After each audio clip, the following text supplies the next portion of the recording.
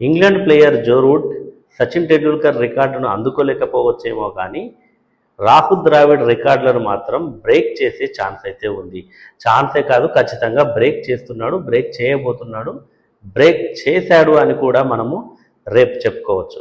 అదేంటంటే first thing, most catches in test matches. టెస్టుల్లో అత్యధిక క్యాచ్లు తీసుకున్న రికార్డు రాహుల్ ద్రావిడ్ పేరు మీద ఉంది. ద్రావిడ్ ఇప్పటివరకు 210 క్యాచ్లు తీసుకున్నాడు. మరి జో రూట్ 209 క్యాచ్లతో ఉన్నాడు ప్రజెంట్. మరి ఈ మ్యాచ్లో గనక ఒక క్యాచ్ పడితే ద్రావిడ్ రికార్డును సమం చేస్తాడు. 2 క్యాచ్లు పడితే ద్రావిడ్ రికార్డు బ్రేక్ అయినట్టే. టెస్టుల్లో అత్యధిక క్యాచ్లు తీసుకున్న రికార్డు జో రూట్ పేరిటే ఉంటుంది.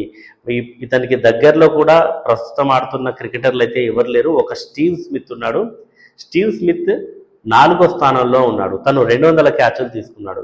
సో రేపు ఏదైనా రేసు ఉంటే మోస్ట్ క్యాచెస్ ఇన్ టెస్ట్ క్రికెట్లో కనుక ఎక్కువ క్యాచ్లు తీసుకున్న రికార్డు కోసం పోటీ ఎవరి మధ్య అయినా ఉండబోతుంది అంటే అది Steve Smith and Joe Root మధ్య ఉండబోతుంది.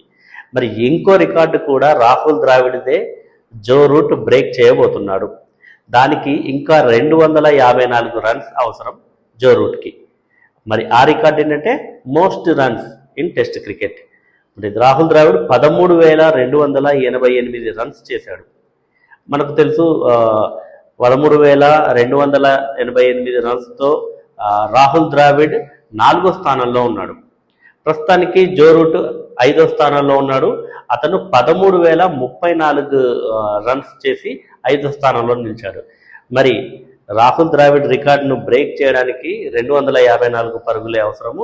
అవి కూడా ఖచ్చితంగా ఈ 5 టెస్ట్ మ్యాచ్ సిరీస్లో కనుక 1 సెంచరీ, 1 హాఫ్ సెంచరీ ఇలా చేసుకుంటూ వెళ్తే మాత్రం 2-3 టెస్ట్ మ్యాచ్ల్లోపే రాహుల్ ద్రావిడ్ రికార్డును అయితే కనుమరుగవడం ఇన్ ద సెన్స్ రాహుల్ ద్రావిడ్ని 5వ స్థానానికి నెట్టి జో రూట్ 4వ స్థానానికి వెళ్ళే ఛాన్స్ అయితే ఉంటుంది. మరి జో రూట్ ద్రావిడ్ రికార్డును ఈ మ్యాచ్లోనే, అంటే ద్రావిడ్ తీసుకున్న క్యాచ్ల రికార్డును ఈ మ్యాచ్లోనే బ్రేక్ చేస్తాడని మీరు అనుకుంటున్నారా? కామెంట్ చేయండి.